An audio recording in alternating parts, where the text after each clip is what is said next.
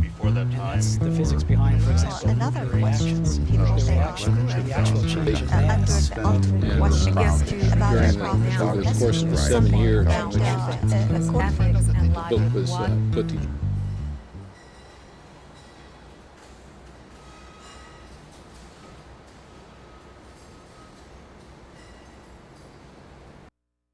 School and kindergarten experiences were very different from each other, even though my preschool was literally 5 minutes from my elementary school.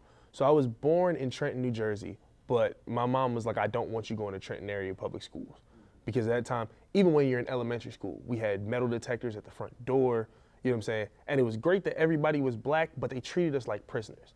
And my mom said, I don't want you to be in the mentality of being treated like a prisoner when you're just going somewhere to get an education. So in my preschool, I went out to Lawrenceville, which is the suburbs right outside of Trenton, and the majority of my preschool was black. And these are the same kids that I end up graduating from high school with and been my best friends forever. But all of my teachers were black. So the way they treated us like we were their children.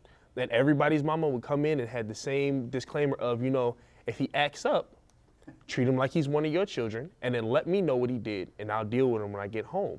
So everybody knew if you mess up in school, you're not just dealing with it at home, you're dealing with the whole community because everybody's gonna know what's going on. So it was a great experience because I'm around other black people. I feel like myself, I can be comfortable. I get to kindergarten, and kindergarten is a little bit different. I went to Eldridge Park Elementary for my kindergarten and my first grade years. And all of a sudden, because the school was so much larger, all of my black friends, we were split up among different classes. So my class might be 3, 4 black kids at the most in the class, and all these privileged white kids who were just smart and intelligent, or at least that's what we were told. So they were extremely smart and extremely intelligent, but in reality, they just had a little bit more money than we did and had a little bit more resources than we had. So no matter what we did in class, it was like, wow, you're really bright, but you're disruptive. And looking back at it now, I was like, well, what was so disruptive that I was doing? Was I getting up and running around the class? No, what was disruptive to them was I would finish my work before every white kid in the class, and I'd be bored. So I'd sit and I would tap on my desk and make a beat, or I would hum. My mom was a singer. She sang gospel, she sang jazz, she sang blues. I would sit and hum and sing because we have a whole nother 20, 30 minutes left to finish this assignment, and I did it in my head while these other kids are trying to figure out, you know what I'm saying, what's 2 plus 2? I'm like, I can do 2 plus 2 times 2 divided by 2. It doesn't matter. But I was considered disruptive even though I got good grades, even though I knew the answers. Teacher then was Miss Lino, and Miss Lino was extremely nice. She was a great woman. Like, I will always love her as a kindergarten teacher. But at the same time, there were just certain things she didn't quite understand about the black students. And looking back on it, it's not necessarily her fault that she didn't understand. We were just very culturally different. And the white kids who were in our neighborhood were very culturally different than the black kids. Like, we could all be friends. We never had any problems. Like, nobody ever got mad at me in kindergarten because I was black and they were white. But at the same time, you could see there was a certain difference in expectation, a certain way we did things. I played baseball when I was younger. I had a lot of friends that played baseball, and their parents were the coaches. I led the league in RBIs. I led the league in triples. I was the best catcher in the league. I made the all-star team every year. I played maybe 2 games in an all-star tournament ever because all they wanted to do was start the white players and start their kids. And I can remember we played a tournament in Trenton, New Jersey. Every other team we played was all black except for mine. And I sat the bench for the first 4 games of that tournament. And my mom and dad came together. They were divorced at this point. Came together into the dugout and were like, get your stuff, we're leaving. My coach was like, why are you leaving? Because you're playing all black teams, and the one black player you have on the team, you refuse to put in the game. He's your best hitter, he's your best catcher, but you refuse to play him in the game. The last time I ever played baseball, that was around 3rd, maybe 4th grade. So at the same time I was dealing with this lack of faith in me as a player or lack of faith in my abilities, I'm in school and I'm excelling, but teachers are still telling me I'm disruptive. Every student who's ever had Mr. Mooney loved Mr. Mooney. He made learning fun. White. He was white. He made. Your teachers say from all the way kindergarten, say through third grade. Kindergarten through 5th grade, my teachers were all white, and it changed in 6th grade. But in 3rd grade, we were working on division, and something about short division just wasn't clicking in my head. So I went home and I was talking to my dad, and I said, I don't get this. And he was like, oh, well, there's a different way that I can teach you how to do this. I had the same problem. So he teaches me long division. This is on a Friday. I go into class on a Monday. We have a math test. Finish the math test before everybody else, because while we're doing division, I wrote out the long division. I did it right. I got all the answers right. I got a 0 on the test. And I got a 0 on the test because the teacher said you must have cheated. There's no way that you're able to do long division in 3rd grade when we're all just learning short division. And I was like, well, my dad taught me. Well, I'm not going to give you any credit because, that's not what I taught you. My dad came to school and threw a fit. And I will always have respect for him for that. He came to the school and threw a fit because he's like, you're penalizing my child for thinking more deeply and thinking ahead of what you're prepared to teach him. So if he's thinking ahead of what you're prepared to teach him, maybe you need to alter the way you're teaching him to accommodate the fact that he's learning faster than the other students. And Mr. Mooney became a better teacher because of that interaction. And I began to start to understand the differences that my parents would talk about as I was growing up between the black students and the white students. Because in my mind, I was just like, the civil rights movement happened. Like, there's no racism. I have white friends, I have black friends, I have Indian friends, I have Asian friends. Like, this is great. And my dad was like, as you get older, you'll see how the world truly is. And it's just gonna take some time. And I'm not gonna press you about it now because right now that's not what you need to worry about. You're a kid. Have fun, enjoy yourself, and hit these books. So I was like, okay, cool. So I get to 6th grade. 6th grade, my teacher was a woman by the name of Diane Carter, and she will always be the most nearest and dearest teacher to my heart. She taught us everything, but she made sure that she was the hardest on the 3 black students in the class. So she was the hardest on me, my friend Michael Vaughn, and my friend Ed Reynolds. Michael Vaughn just graduated from UNC last year and is going to get his doctorate right now. Ed Reynolds graduated from Stanford and is playing safety for the Philadelphia Eagles. But she was hardest on the 3 of us. But every day when we came into class, whether you were white, black, no matter what color you were, Earth, Wind, and Fire was always playing on the radio. And it played throughout class all day. She made us learn the words to Shining Star. And then we had to perform it. And we had to perform it in some type of way that was jazz oriented or a rap, something that had to do with black culture. She taught us about Babylon. She taught us about Egypt. She said, okay, there are certain things that you have to learn in the curriculum of 6th grade.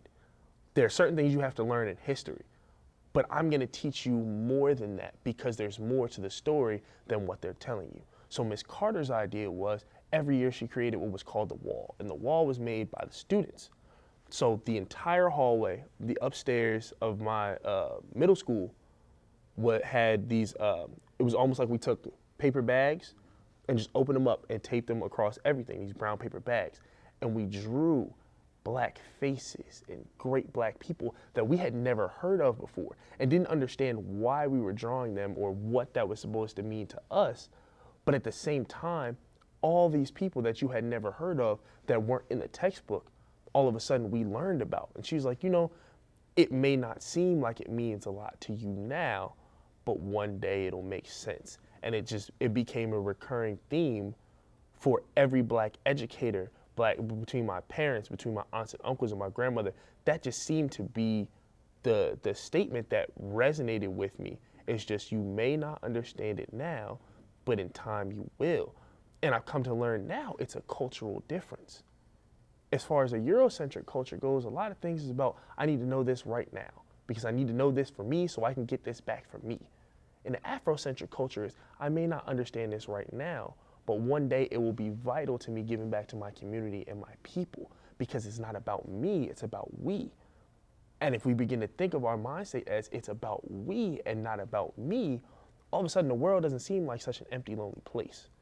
And I feel like if we can get more young black Americans to feel like the world is not such an empty place and that they're not alone and by themselves, they'll have more motivation to achieve and reach the goals and the limits that they dream about that they're told every day they'll never reach. So I get to high school. High school was different, very different. I was used to being that kid that was like, I was one of the few black kids who was in my class, one of the few black kids that was in my school, because by the time we had got to middle school and getting ready to go to high school, we had all gotten split up to different high schools. So we were split up between like 5 or 6 different high schools, just between the kids that were in my preschool, that were my friends, that were like my family, who when I go to their house, I call their mom, mom. When I achieved, their parents cheer for me like I was their flesh and blood.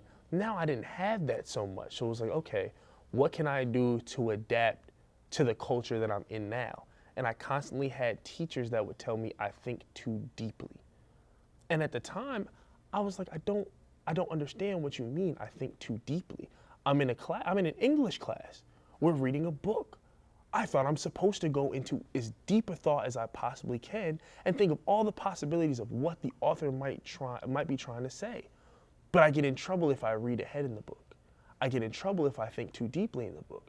But then you don't say anything to the white student that's sitting over there asleep and doesn't participate. But I get yelled at for raising my hand too much.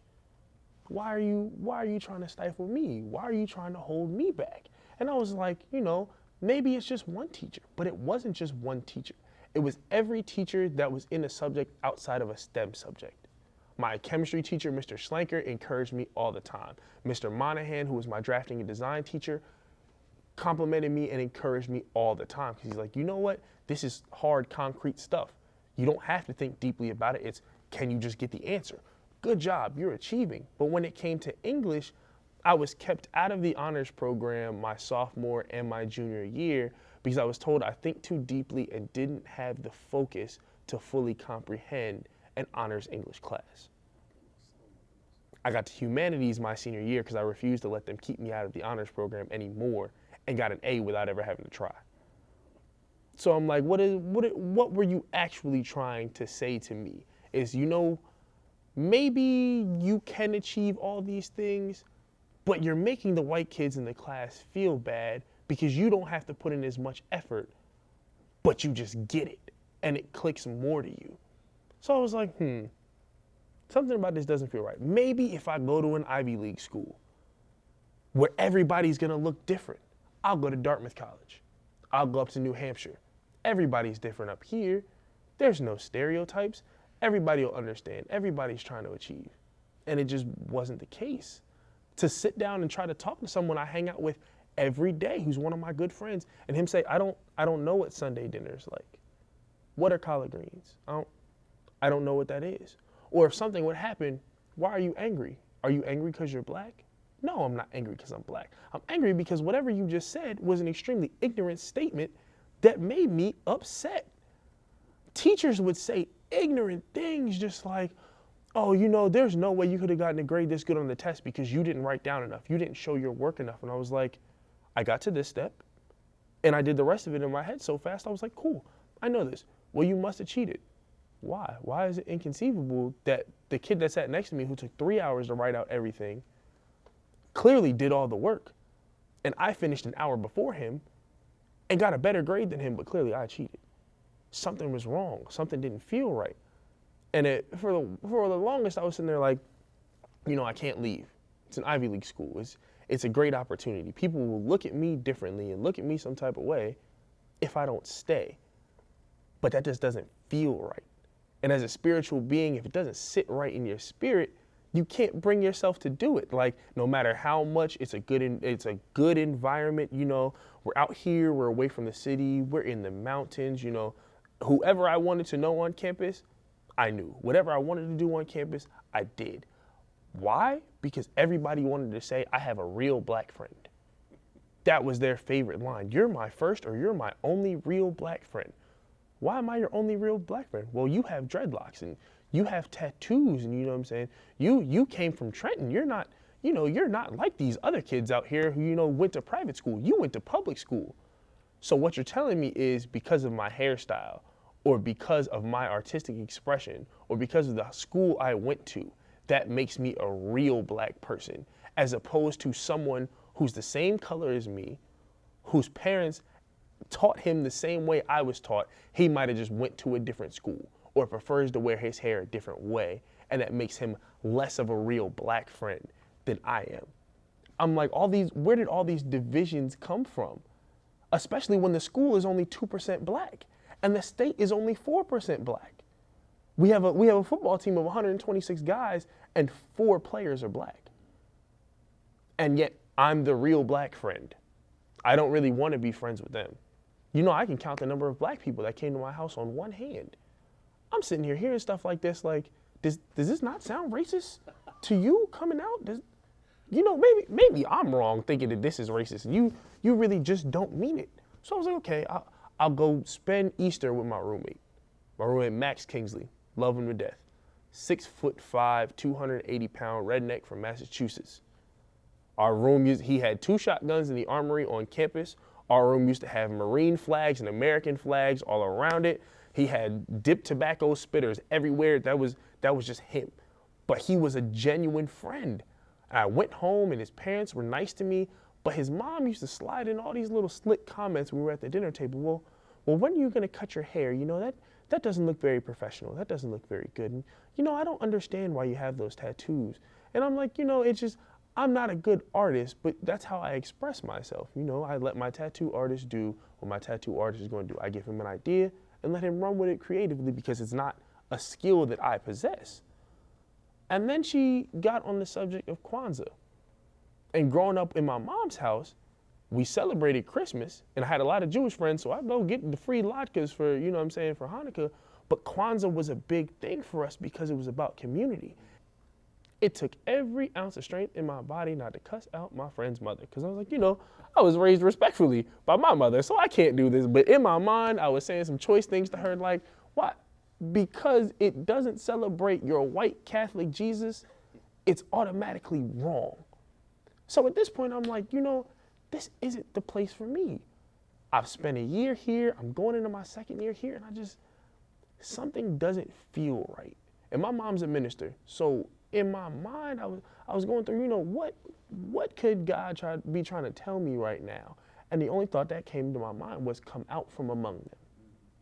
And I was like, well, you know, these are my friends, you know, these are my people.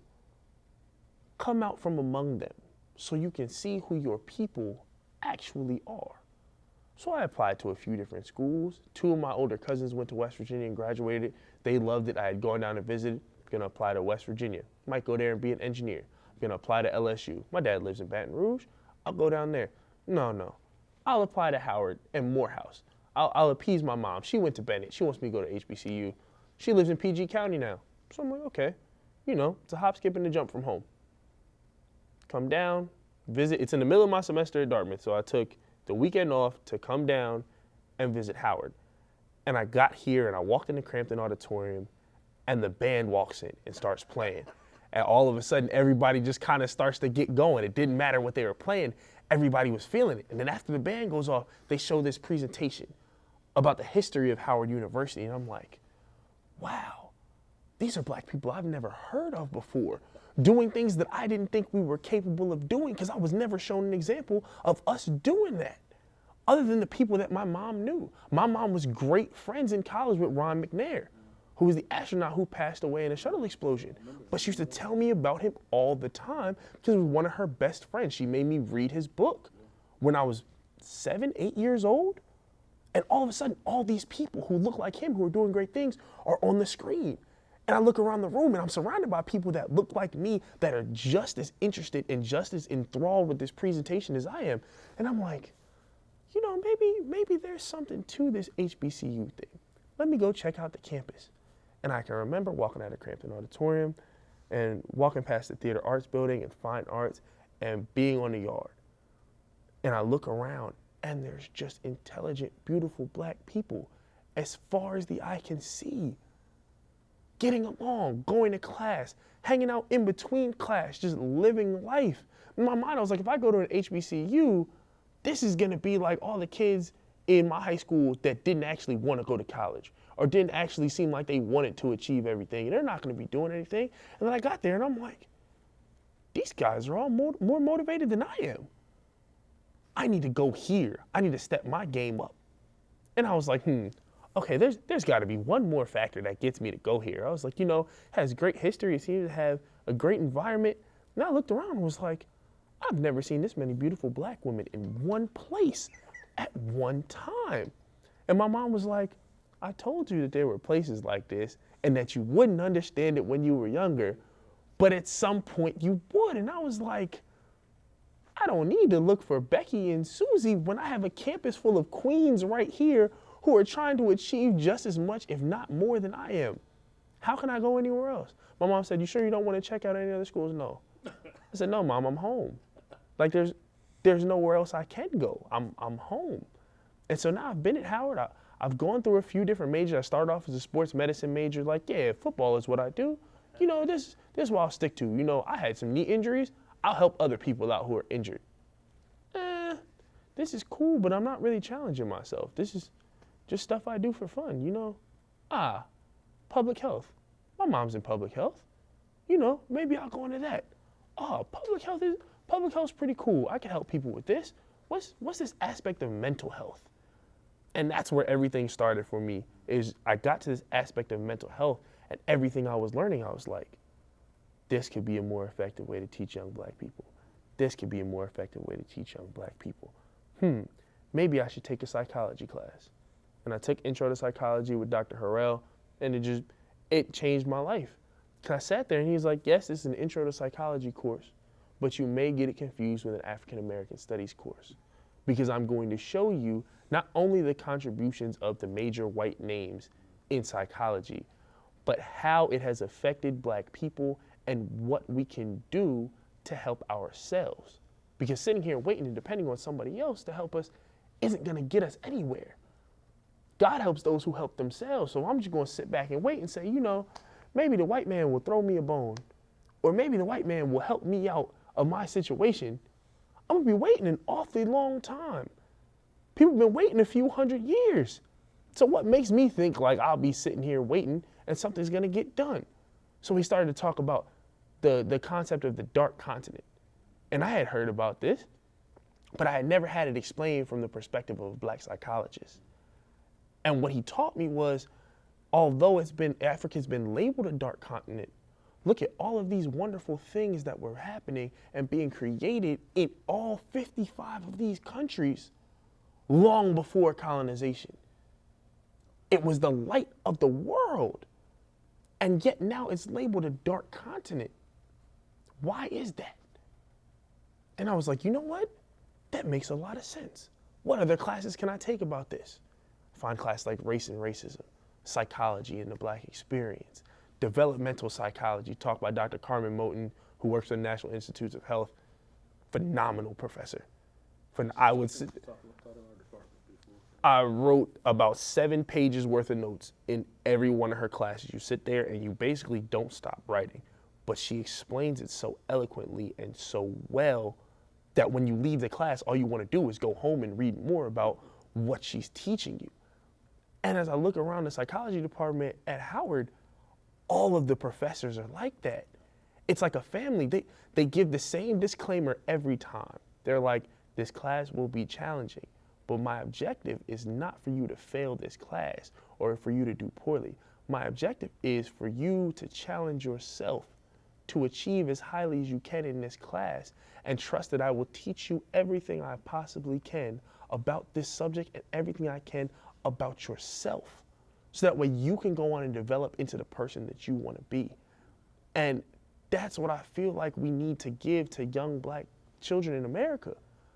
Because to have to wait until you get to college, or your second college, or sometimes your third college, to finally learn who you are and what it means to be you. Not from a personal standpoint of this is my first name, this is my last name, but from a standpoint of this is my culture.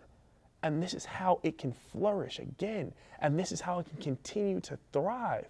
If we could put that type of feeling into education of children in second grade, in third grade, so by the time they get to middle school, oh no, I'm not worried about what this teacher is saying about my abilities and what I can do, because I've already proven what I can do. And there are people who have come before me that I can look at now that were exactly where I was. Like where I am now, they were right there. And look where they are now. It's a big difference to be a kid, to be a young black kid in a predominantly white school in elementary school, and you hear about George Washington and Abraham Lincoln and Thomas Jefferson and all these other presidents, and actually go and speak to and see Barack Obama. That's different. I see George Washington every day on the dollar bill. I hear about George Washington. When you grow up in New Jersey and you grow up in Trenton, all you hear about is George Washington crossed the Delaware in Trenton for 12 years of my education. 12 years. But when we came to talk about Colin Powell, we talked about Colin Powell for about 5 minutes in one class and never brought him up again. And yet I learned about Napoleon, and I learned about the Bolsheviks, and I learned about Hitler, and I learned about communism. Where are the people that look like me?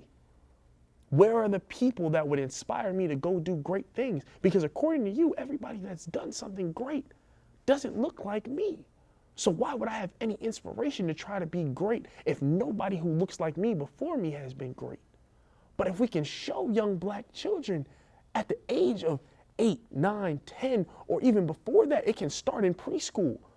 It can start anywhere, that there is a community that stands behind you. And there are people that came before you that paved the way and now stand here who are waiting for you to come stand on their shoulders to reach higher heights than they were ever able to reach. That's inspiration. Like, why do young black men look up to rappers and look up to people who are living in the trap and doing things that we shouldn't be doing? Because it's the only people they have a chance to see as role models. Because when you look on TV, who are the people with the money? Who are the people who are achieving? Who are the people in the spotlight? The majority of the time, it's the people who are talking about doing the wrong things that 9 times out of 10 is going to get you locked up or killed before it gets you rich and famous. But they're just talking about what they know. But if that's all they know and that's all you see, then that's all you can know, unless somebody shows you otherwise. So when you see someone like a Colin Powell or a Condoleezza Rice, as a kid you hear, yeah, they're black in their office, but they're Republicans. And you're just taught to look down on them from that standpoint, because all of a sudden, because of their political affiliation, they're considered less black than you are. Or because of the way they speak, they're considered less black than you are. But that's not the case. They were influential. To sit there and say, George Bush is the president, knowing the way George Bush and his family feel about black people and the way they treat us and the way his ancestors have treated us, to say Colin Powell and Condoleezza Rice were both a part of his cabinet. And even when he was incompetent and didn't know what he was doing, they were always fully prepared. They were always ready with an answer. They were always ready with a solution. No matter how many times they had to bail him out of the fire, they were always there because there was something different about them. I feel like we have to get away from the political stereotypes and the gender stereotypes and the stereotypic threats that we face every day. I was in my psychology of gender class yesterday, and my teacher, Dr. Hope Hill, was talking about, stereotypical threats. And stereotype threats are basically somebody telling you that because of who you are or where you come from, or because you're black, or because you're a woman, statistically, you're not going to do as well on the SAT. Statistically, you're not going to get into a Stanford or a Yale or a Harvard, when you may have the potential to do it, but right there they put the thought in your head and the fear in your mind that I'm not good enough to do it. So there has to be some kind of balance, because all the power of I can't seems to be up here right now, and the power of I can seems to be down here. But if we can begin to raise that power of I can and drop that power of I can't to where it's balanced, it starts to even out the playing field just a little bit more. And anybody who watches sports will tell you, when you're on an even playing field, anybody can win the game any time of the day.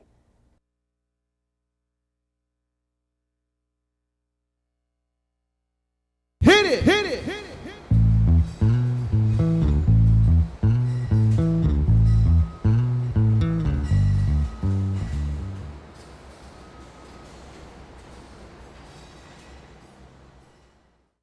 Amazing.